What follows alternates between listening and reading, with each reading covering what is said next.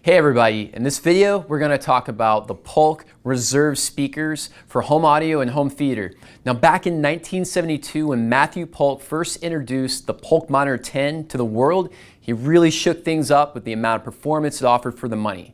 Matthew and his engineering team used everything they knew about making serious speakers designed for large live concert venues. And then they put all of that same knowledge into a new home speaker that went on to become one of the best-selling speakers of all time.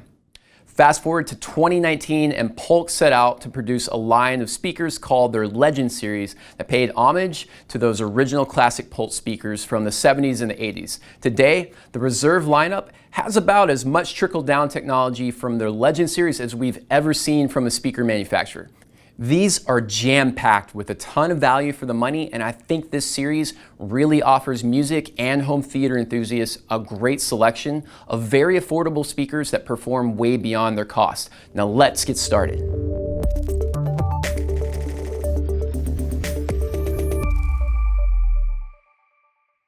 Alright, now with the Reserve series, Polk really allows you to put together several different combinations of perfectly matched home theater speaker systems. There are 3 towers, 2 bookshelf models, 2 center channels, an on-wall model, and a set of flexible Atmos speakers that can be placed either on top of the speakers or mounted onto the wall, which is really cool. Now they all share so much technology with each other. I'll just go over what they share in common first, and then I'll get into the differences you'll find as you go from one model to the next. Now before I get into that, I'll tell you a quick story. When I was 16 years old and shopping around for my first car stereo system, my dad took me to the store and we listened to a bunch of systems. Now, my dad's a full-time musician and also a recording engineer. So growing up, I always looked up to him whenever something grabbed his attention about audio and especially music. When we got to the Polk section and played some music, that was kind of a moment when I started paying closer attention to the sound of audio equipment. Because I know that look in my dad's eyes when he likes what he's hearing. There was this top-end extension that almost seemed to sparkle that no other systems had. Needless to say, we left the store with a Polk car stereo system on that day, and I knew I had the best sounding system of anyone I knew, and there's a reason for this. When Polk first hit the scene in 1972, people loved the pure sound of their tweeter. Polk developed the pinnacle ring Radiator tweeter for the much more expensive Legend series, but every single model in the Reserve speaker series today has this tweeter.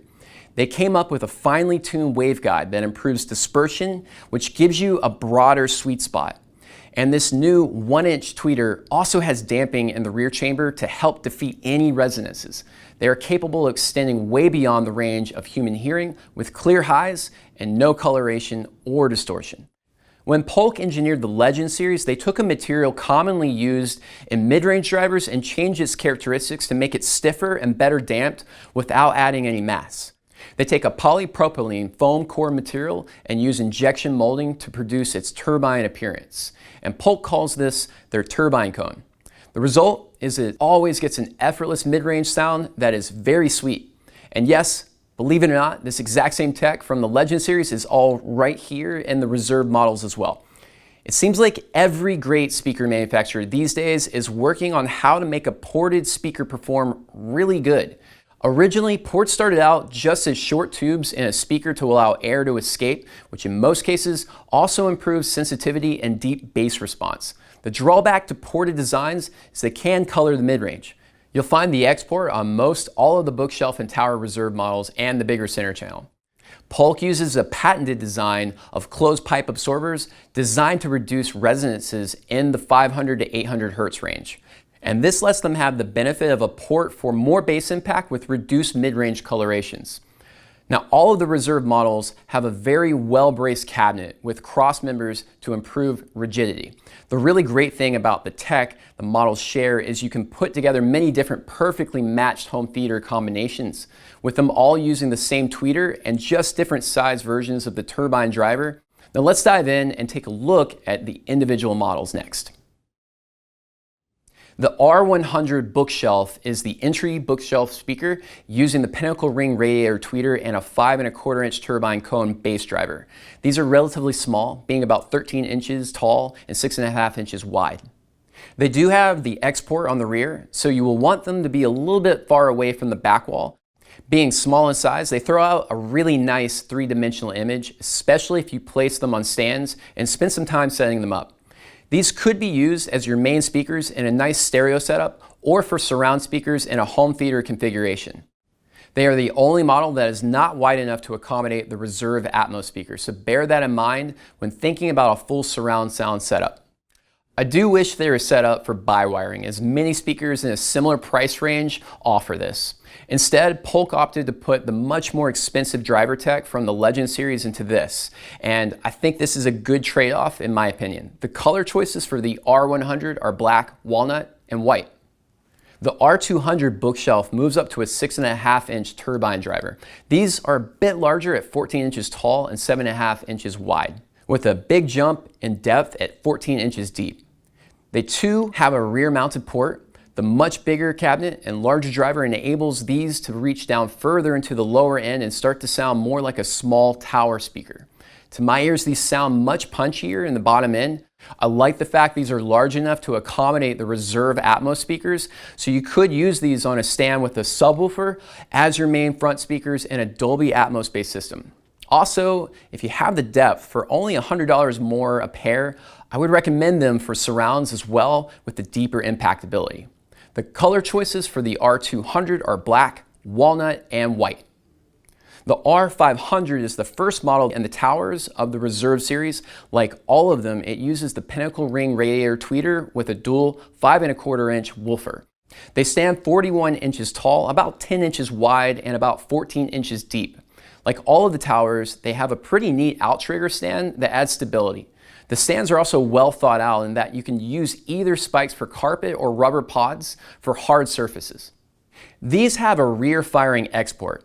These do not go that much deeper in the low end than the R200 Bookshelf, so it may come down to what type of speaker works best in your room, as these are almost twice as expensive as the R200. My opinion on these is, unless you just can't accommodate bookshelf speakers on a stand, which can be a bad idea if small children or large pets are part of your household, you can save some money and use the R200s with a subwoofer. The color choices for the R500 are black, walnut, or white. Okay, up next, the R600 Towers have a totally different bass port technology for tighter and more impactful deep bass. And now we're starting to get into some tower models that make the most sense. The R600 uses two of the 6.5-inch turbine woofers with the same tweeter all of the speakers share. These have very good bass response with a 3 dB down point of 43 Hz. They are only slightly larger than the R500, yet these produce a bigger, fuller sound. These also add what Polk calls their PowerPort 2.0. The PowerPort 2.0 combines the export in conjunction with the stand, and I think this is a pretty cool idea since the outrigger stand provides a tapered section that sits right under the export at a fixed distance. I found this to add a level of flexibility in setup since you do not have to worry about how the rear firing port interacts with the back wall. Although you still want to follow the same general rules as for all tower speakers and keep them away from the room boundaries if you can. This model packs a lot of punch with a big soundstage for the money. The color choices for the R600 are black, walnut, or white. The R700 is the only tower that is a true three-way design. As you might have guessed, it has the same tweeter as all the others, but with a 6.5-inch turbine cone mid-range coupled with a dual 8-inch polypropylene woofer. The cabinet on these is 45 inches tall, 12.5 inches wide, and almost 17 inches deep. And they are quite stout, weighing in at 79 pounds each. The internal cabinet on the R700 has a separate enclosure for the mid-range driver and lots of non-parallel internal bracing Polk calls CRC or column resonance control. Now at AudioVice, we are big fans of great internal bracing, and I have to say the amount in here for a speaker under $2,000 a pair is pretty darn impressive. The R700 is also the one model in the line that offers speaker by-wiring connections, which I appreciate. Even though these are the most expensive models, I feel like they offer the best value by far. The R700 is one heck of a lot of speaker for the price. The color choices here for the R700 are black, walnut, or white. Now let's look at the other speakers you can use for a complete home theater setup.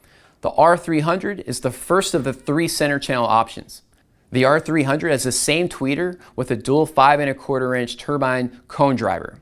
This is a relatively small sealed cabinet, so it lends itself well to fitting inside many of the AV cabinets that have a space cutout for the center channel.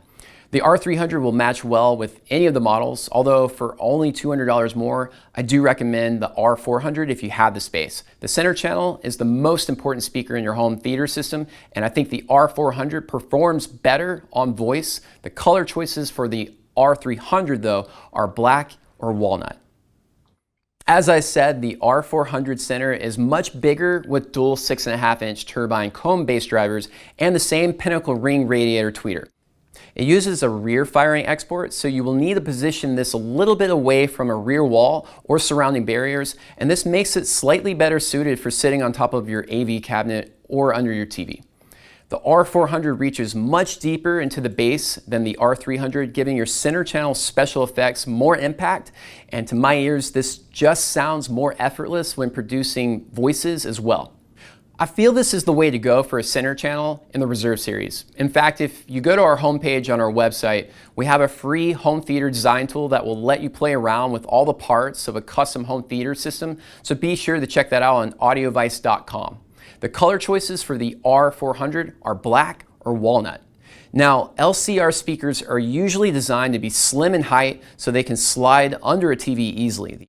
The R350 LCR has four 4-inch turbine cone drivers.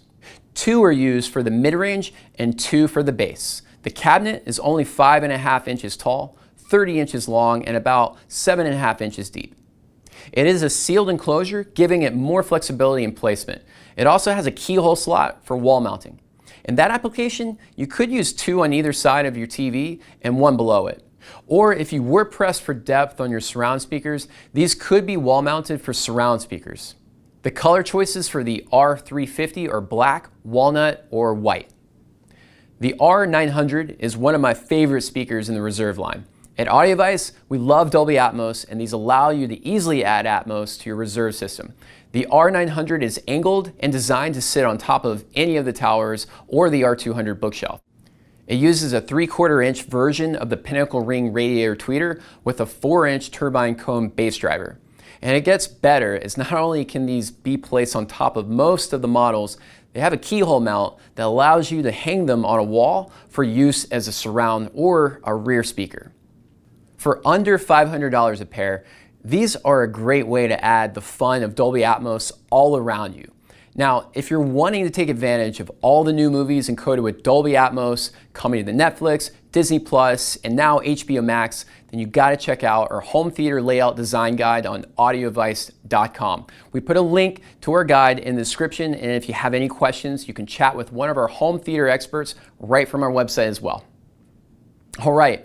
When listening to these, I believe they're a great choice for music lovers who want a good product in this price range, but they don't want to pay for bells and whistles that they won't use. As I mentioned, these speakers don't allow for by-wiring, but in this price range, I think Polk's strategy of putting every dollar into performance is the right move. The one thing about all of these I do need to point out is the need for some decent power. None of the models are particularly sensitive, and you will be best off for any of them if you use a home theater receiver or a stereo amplifier that has good current capabilities. If you can do that, they will really come to life. Now, there's more to read about in our full written overview, so be sure to check that out. Link to that is in the description, and if you have any questions about these, give us a call, chat with one of our experts at audioadvice.com, or just stop into one of our award-winning showrooms, and we'll be happy to let you know how they'll fit in with your setup. In the meantime, thanks for watching. If you've enjoyed this video, please be sure to give it a like, subscribe to our channel, and click that notification bell so you never miss out on the latest home audio and home theater content. We'll see you next time.